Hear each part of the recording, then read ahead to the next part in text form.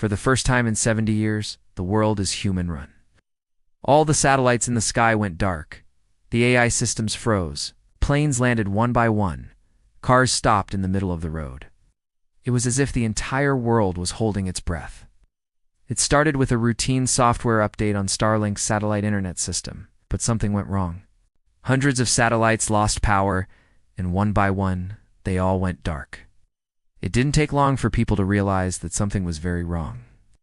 I remember staring at my phone, watching the live tracker of Starlink satellites one by one going offline. It was like watching a horror movie where the main character is always looking over there, shoulder expecting something to pop out and grab them. But it never does. You just keep waiting for someone to be smart enough to turn the power back on. But no one did. No one could. Within minutes, the news started coming in. Flights were diverted. Airports went into lockdown. Planes started landing manually one by one.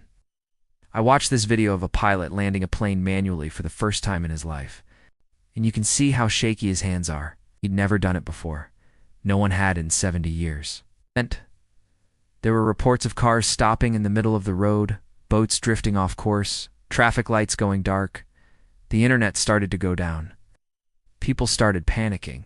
Some were scared. Some were excited. Some saw it as the end of the world as we know it. Others saw it as a chance to start over. But no one knew what to do.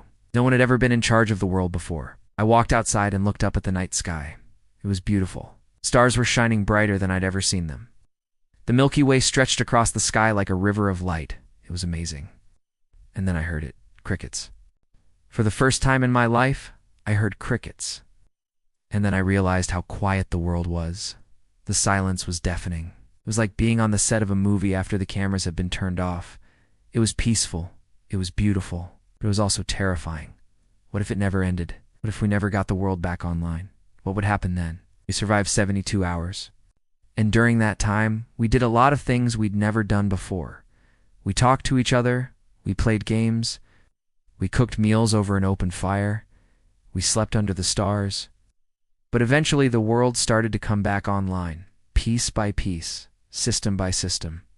And then finally, the satellites came back up, and the world was back to normal. We had survived the great blackout of 2023, and we had done it.